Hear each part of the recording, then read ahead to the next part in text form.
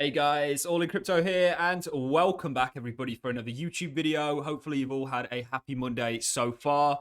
This is going to be your daily cryptocurrency market update on the 23rd of the 1st, 2023.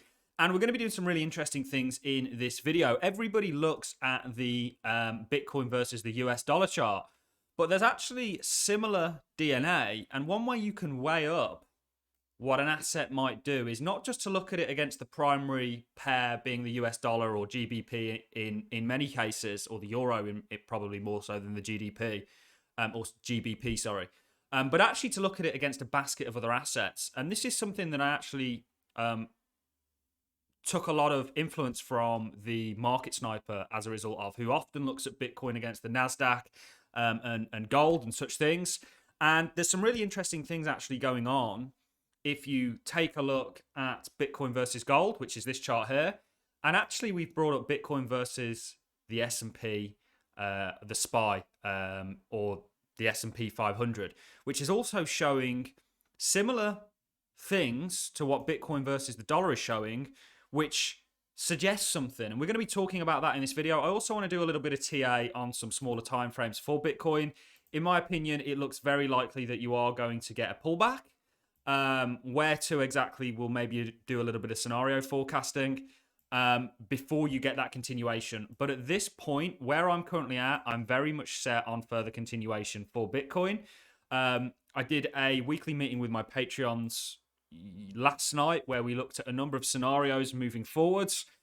We looked at the crash scenario, how that may look, where that may take us to, and a number of other things. And we are now actively investing back in the cryptocurrency markets. Something that we came out on the 5th of January, sort of behind the curtains and spoke about, and then we've acted on it and publicly came out and said we actually have bought crypto for the first time in nearly a year now, which is a big decision for me. It feels fantastic. So I not only want to go over some technicals for Bitcoin, looking at it against a number of different assets, which, you know, us and maybe a few other channels do that. Again, I took a lot of influence from the likes of Francis Hunt, who goes by the Market Sniper, you know, and his cross-market analysis. I think it really gives you a broad understanding of the asset that you're potentially interested in, and is it strong? Where is it going? You know, what are sort of the pitfalls? And are you in the right asset class, I think is the main thing. Because why would you invest in something that may be strong on one aspect but weak against others? Surely you want to be in the thing that is not only strong maybe against the dollar, but also is showing relative strength against Bitcoin. But Bitcoin's actually showing a lot of strength against the S&P, and gold, certainly making headway. We could have put it against the NASDAQ or a number of other things, but we've just done this. We could put it against silver. We can do many things. TradingView is an amazing tool, guys, and I really recommend for people, I don't have any affiliate links to it, that want to get serious about charting. It's a staple tool in my kind of daily environment. So before we do any TI on Bitcoin, let's talk about some of the news. This was actually shared in my Discord, so thanks to whoever shared it. I can't quite remember off the top of my head. JP Morgan says investors should sell stocks and take profits. Now, why are they saying this? Well, it's because of where we're at. It was the same thing that Mike Wilson was saying here. He was right on that. And they're essentially betting on the fact that you're going to have a similar reaction. And we have to a degree. We looked for a pullback last week. We got it. It wasn't as deep as I actually envisioned, but it was a pullback all the same. And maybe I was a bit too greedy on waiting for lower prices. And then I had to endure, you know, maybe I was waiting for 18K Bitcoin and it went up to 23. You live and learn, but of course we're happy. Where we're at in terms of an investment thesis is we're very happy and comfortable, because we're going to benefit from both upside and downside. And we're more lean towards one direction than the other, but you know, we've hedged all bets and actually took positions in the market, which was a very big decision given the fact that we hadn't done it in over a year. So I think this is largely as a result of where technically the S&P is at. However, what a lot of people, and I saw this floating around on Twitter, there was actually a follow-up article that came out today. So this is fresh news, by the way, guys. And it says JP Morgan sees a lower chance of US recession. So JP Morgan has Jamie Dimon as its CEO. We were very much on the hurricane team of Jamie Dimon last year. We switched our bias at the start of the year from a non-bearish to a non-bearish approach. And he actually later came out and said, look, maybe he was a bit over-exaggerative in regards to the hurricane. He still thinks it's going to be a tough time. but not as tough as he once did. And also you had the likes of Krugman, who said the same thing. Paul Kruger. And this is an article that literally came out today. In October last year, JP Morgan analysis concluded a recession was basically a done deal. They have now dialed that well back, saying the chance of a recession has fallen sharply. A soft landing is now the most likely scenario. JP Morgan trading model shows that 7 of 9 asset classes now show less than a 50% chance of recession. It talks about high-grade credit and a number of other things. This actually aligns up broadly with what we're saying. So just to sort of give you a little bit of context on that, you've got to be very careful. We read a chapter from The Richest Man in Babylon where we essentially were highlighting the fact that if you want advice about jewels, go to a jewel merchant. Do not go to a brickmaker who seeks to buy jewels from a faraway land because he's been bragging to you in the tavern about he knows all this about jewels, because you will most certainly lose your investment and then look for somebody else other than yourself to blame. So this sort of macro shift that we've been highlighting and actually looking at the start of the year when we've been looking at things like the 2-year government bonds and how this predicts that yields, 2-year government bond yields for the US, and how this is kind of predicting that the Fed funds hasn't got much further to go. Still further tightening, even if it's 25 basis points at this one and the next one, it's 50 basis points. But it's not as bad as it once was. And it kind of shows that not only is it not as bad as people may have initially assumed, but that actually now people are looking to price rate cuts into the end of this year and the start of next. And markets will front run that. Crypto, in the same way that it front ran rates going up, more so and actually sooner in a higher beta sort of manner than the likes of the stock market and gold, it's going to do so in the opposite. And this ties in very nicely with us looking at the fact that it's now breaking out from your resistance, your cap and resistance, and is actually making headway. So I want to do a little bit of short-term TA on Bitcoin because it does look like we are going to get a pullback. But I think this is going to set up for more continuation. In my opinion, and altcoins, it may be a buying opportunity for altcoins, but that's for you guys to make that decision. This was some interesting news as well. US yields hold steady as investors assess monetary policy. Again, bit of a shift. Goldman Sachs to cut asset management investments that weigh on earnings. So to talk about earnings, your other YouTube channels that talk about crypto don't really understand the kind of broader context of markets. You basically have got about 20% of the stock market, not the stock market, the S&P's earnings out this week.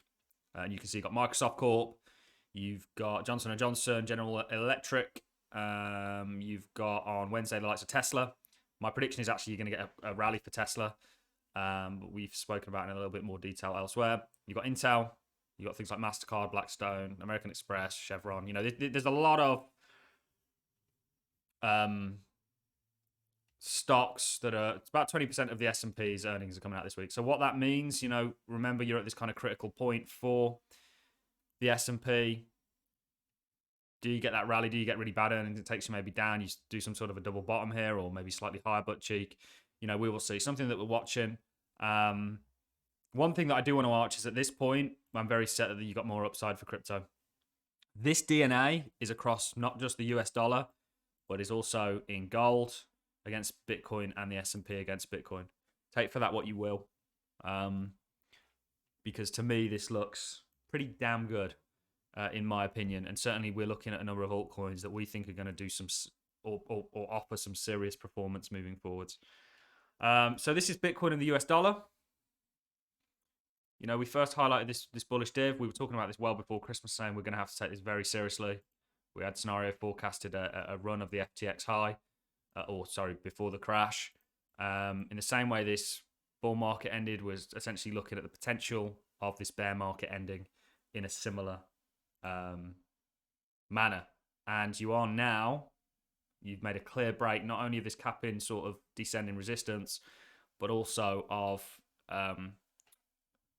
MAs, in the same way that RSIs are lagging indicators, but they can be, I've found, just my personal take, quite a useful thing to look at when assessing a broader trend, you know, in regards to, you're not trying to look for them to give you a signal, but to kind of look at where you're at. And they are subject to manipulated data, but they do give quite a lot of, I think, confluence. Remember, and anybody that's read Stan Weinstein's book, Secret of Making Profits in a Bear and Bull Market, will know that he uses the 20 MA on the weekly to kind of give you a, paired with the likes of the RSI to give you a breakout. And he talks about 4 stages of markets, and you're potentially in a stage of continuation. So all the roads lead to Jerusalem, in my opinion, at this point. Until they don't, we still do have the yield curve, but actually the yield curve also, in my opinion, is predicting that we're going to climb until we get that crash on that uninversion, stuff that we've spoken about in great length. We didn't just highlight the end of a Bitcoin bear market, but potentially the end of a US dollar stablecoin bull market. So part of our sort of overview, rounded analysis. This is Bitcoin against gold. I will drop down the time frames and show you what I think is coming for Bitcoin in just a second. This is Bitcoin against gold. Same DNA that you've got in Bitcoin against the dollar. And you can see that you are in a falling wedge here. And you've potentially just broken it. What also do you have? Bullish div. Bearish div. Trend end. Trend start, maybe. Or new trend start. These just really show you that a trend is subject to change. And this is another one. This is Bitcoin against the SPY. So Bitcoin is showing us, what's the theme here? Strength against a basket of assets, not just the US dollar, which is showing relative strength. So that actually wasn't a bearish div, but this is why you look at multiple assets, because you'll see if one chart doesn't give you a sign, another potentially will, doesn't have to. If you have multiple charts all saying the same thing, which is what we're highlighting here, you don't bet against that. So what do I think is coming for Bitcoin? I'm going to do this very quickly for you guys, and then I'm going to love and leave you because I know you're all busy, and I do tend to ramble on, which I do apologize for, but I just feel like I've got a lot to say. I don't just come on here and go, RSI's at this level, guys, time to buy. I have to explain. There's got to... One reason is not enough to be bullish. You need multiple. If you've got multiple and there's more reasons to be bullish than bearish, you switch your bias. That's how this works. Or that's how the game of investing works, in my opinion. So where we're at, this is the daily chart. This move is potentially running out of steam. Okay? So not only are you very overbought, which is what this is showing you, but the high that you've made here is subsequently on less momentum. So, what do we think is going to happen? Well, we're set for more continuation, but you may revisit these levels, do something like this. You may put a toe below before you then look for that continuation.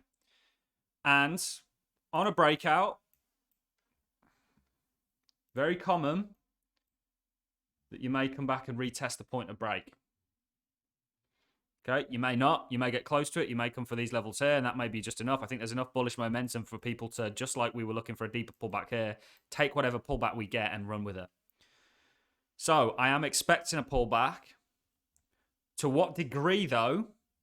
And I'm going to stress not being greedy here. We were too greedy here, and we missed out on this because I was going, I want 19,900, and we got, 20,300. So we weren't too far off. We got the pullback right, but just not the severity of it before it then loaded up for another go. So you may get another chance at this. Altcoins will there'll be a similar trait in altcoins. And then you look for further continuation. And I'm very much set that we're going to see that further continuation. Actually, last year we were looking at the potentiality of another March 2020 setup, where you essentially rally and you do something like this into the yield curve and the uninversion of it. But the question is at what point do you come back? Do you put in a new low? And this is why we said we've not actually ruled out new lows, or, do you look for that continuation? There was a video put out by Francis Hunt, the market sniper, on his Crypto Sniper channel. Well worth a watch. Very much aligned with that sort of thinking. On that note, guys, I'm going to love and leave you. If you've enjoyed this content, a like is always greatly appreciated. So is a comment, and I'll see you all in the next YouTube video. Thanks a lot for watching, ladies and gentlemen. Have a magnificent Monday.